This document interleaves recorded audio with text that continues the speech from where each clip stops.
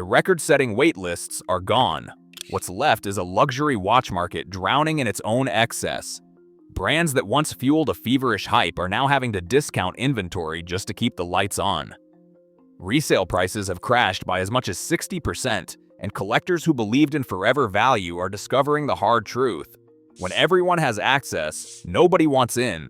How did the world's most desirable watches become their own worst enemy?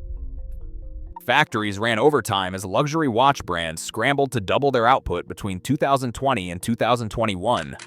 Flush with cash from stimulus checks and a surge of online buyers, executives set ambitious targets, convinced the boom would last. Brands that had once prided themselves on restraint now pushed production lines to their limits, adding shifts and expanding facilities. At the same time, list prices jumped. Many maisons raised the manufacturer's suggested retail price by 8 to 12% each year, far outpacing inflation. The logic was simple. If buyers were willing to pay a premium on the secondary market, why not capture that value directly? Behind the scenes, fixed costs ballooned. More staff, more materials, more pressure to move inventory. The industry's old discipline of making fewer watches than the market demanded gave way to a numbers game. By 2022, warehouses were filling up, and the first cracks began to show. The cycle of scaling up to chase short-term gains set the stage for a market flooded with watches and a pricing structure that could not hold. Swiss watchmakers spent years betting big on China. By 2021, nearly 35% of all Swiss watch exports were headed for China. Brands opened new boutiques across Shanghai and Beijing, tailored special editions for the mainland, and ramped up shipments to keep pace with the seemingly endless appetite for luxury. But the boom did not last. China's economy slowed sharply after 2022, hit by property market troubles and a government crackdown on luxury gifting. Suddenly, the flood of watches found fewer buyers. Retailers who had relied on brisk sales to Chinese tourists and local collectors saw foot traffic dry up. Warehouses that once emptied as soon as new stock arrived began to fill. The anti-corruption campaign made visible luxury purchases risky, pushing buyers toward more discreet spending or out of the market entirely. For brands that had tied their fortunes to China, the demand cliff turned an oversupply problem into a crisis. Watches meant for eager buyers now sit unsold, amplifying the global glut. Authorized dealers played their own game of scarcity, keeping glass cases spotless and empty while unsold watches stacked up in backroom safes. The illusion of a years-long waitlist became a powerful sales tool. Only VIP customers, longtime clients, or people willing to buy bundles of less popular models ever got the call for a flagship piece. Some models that supposedly had a 2-year wait suddenly appeared in stock when the right buyer walked in. Others sat hidden, reserved for preferred customers. This manufactured shortage convinced buyers that every watch was a prize, worth chasing at any price. But the real inventory numbers told a different story. Brands shipped far more pieces than the market could absorb, and dealers quietly rationed supply to keep up the mystique. As soon as demand cooled, those same showcases filled up almost overnight. The psychological trick that once fueled demand now left shelves crowded and left buyers questioning just how exclusive their new watch really was. Limited editions once meant something. For decades, heritage brands guarded their reputations by releasing only a handful of special watches each year, each one a genuine event. That restraint is gone. Between 2019 and 2022, some of the old Swiss names churned out a dizzying array of so-called limited and special editions. Airline tributes, boutique exclusives, collaborations with streetwear designers. At times, a single brand announced more than 10 special releases in a single year. On paper, every one was a collector's item. In practice, the market was flooded. The result? Flagship models that used to be safe bets for holding value now sit on gray market sites at prices 30 to 40% below retail. Authorized dealers, once strict about the manufacturer's suggested retail price, quietly offer discounts just to move stock. The sticker price has become a suggestion, not a rule. Meanwhile, the new school of hype-driven brands took things even further. Scarcity was manufactured through influencer campaigns and social media countdowns. One brand released over a dozen collaborations in a single year: Super Mario, Porsche, Formula One, and more, each hyped as the next must-have.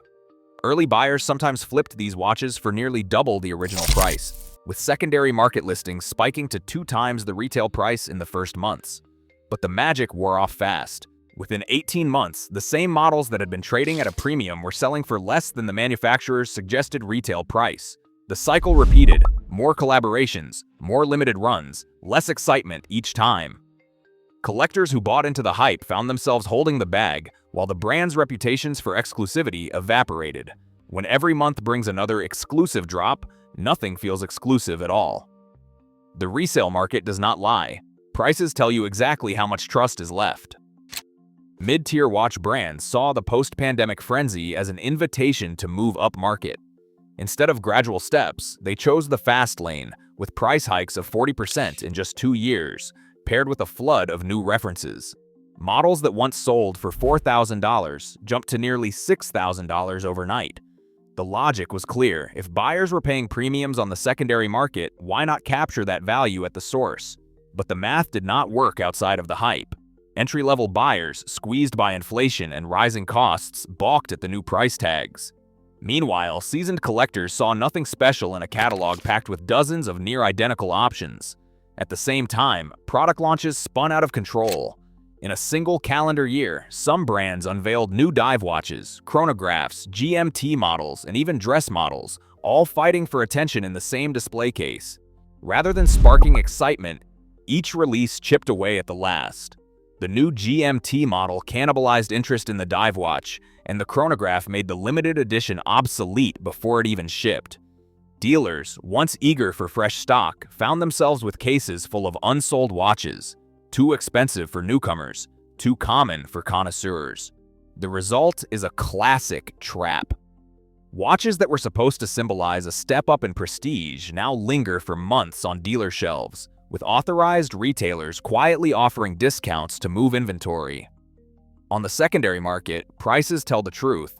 Many of these mid-tier pieces trade at 25 to 40% below their official list price, sometimes even lower if the model is less than a year old.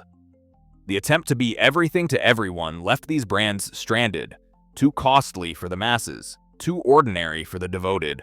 Collectors have moved on, and the unsold stock keeps piling up, a silent reminder that in luxury, more is almost never better. Collaboration once meant a rare meeting of minds, a master watchmaker and a world-renowned artist, a single limited run to celebrate craftsmanship. Now, it is a marketing treadmill. One brand, notorious for its endless string of celebrity and streetwear partnerships, released more than a dozen limited editions in a single year. Another churned out capsule collections so frequently that even die-hard fans lost track. For collectors, the effect is numbing. When every other month brings a new special dial or logo, nothing feels special at all. Independent watchmakers who see the aftermath up close describe a different kind of fatigue. One veteran repairer in Geneva reports a steady uptick in modern pieces coming in with defects, misaligned bezels, dust under the crystal, and movements that do not hold a charge. He is blunt. They are pushing too many out the door too fast. It shows.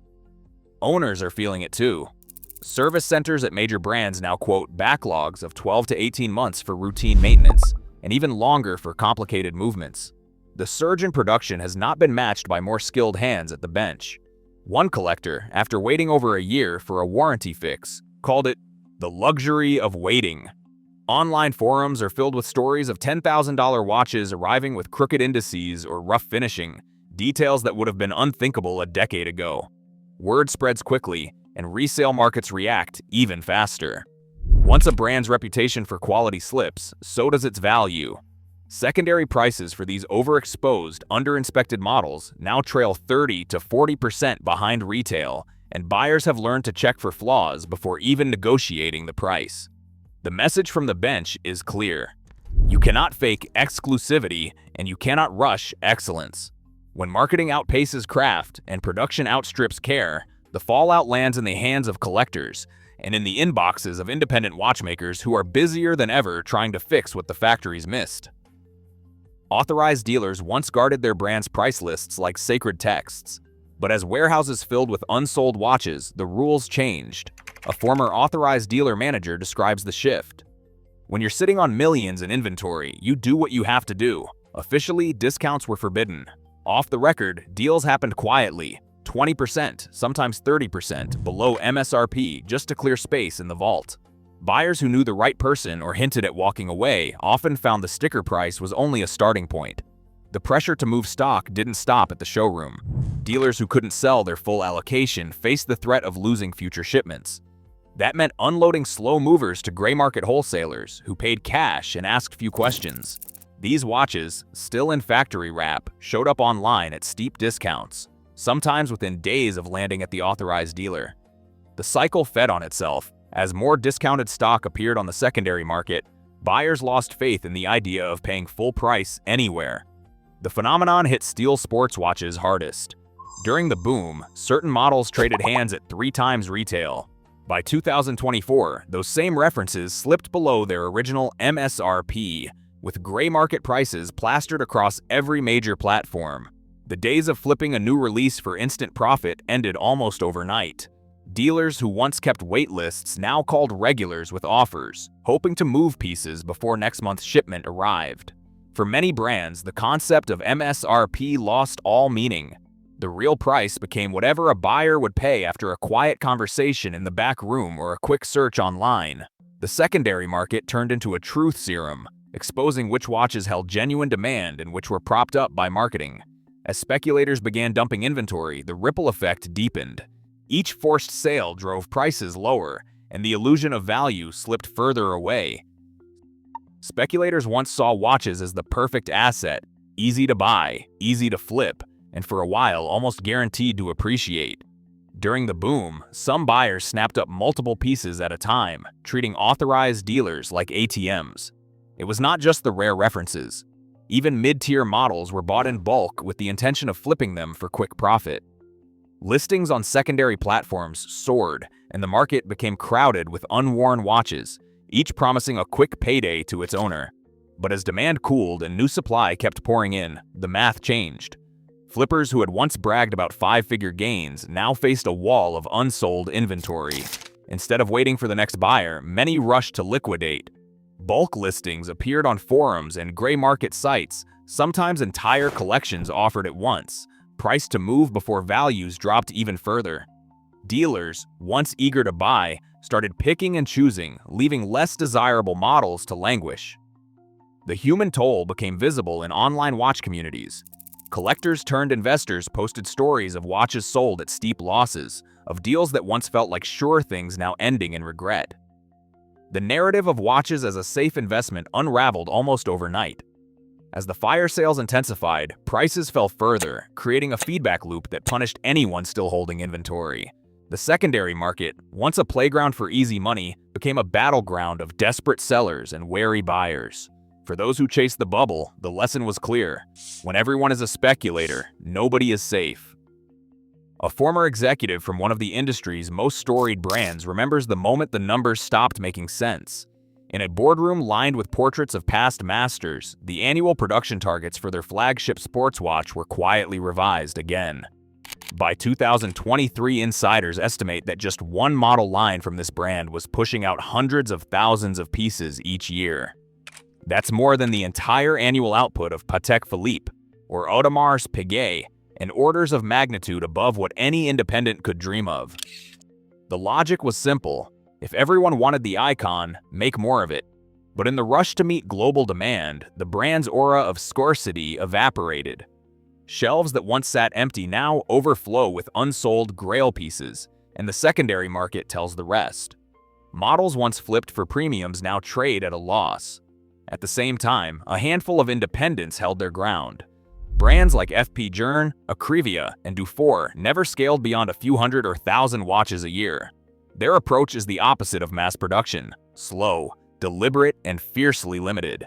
As a result, their watches still command strong premiums on the resale market, sometimes selling for more than their original price, even as mainstream brands see values fall by 40 to 60%. For these independents, scarcity isn't a marketing slogan, it's a fact built into every reference number and every waiting list. In an industry obsessed with numbers, the lesson is plain. When even the icons become common, desire fades. But for those who resist the urge to flood the market, true value endures. Today, overproduction isn't just crushing resale values, it's redefining what luxury means. With Swiss watch exports hitting record highs in 2023, Scarcity is no longer a given. Brands that ignore this risk becoming just another commodity. For collectors and buyers, the real value isn't in hype, but in genuine rarity. The market never forgets when exclusivity turns into excess. Share your perspective below.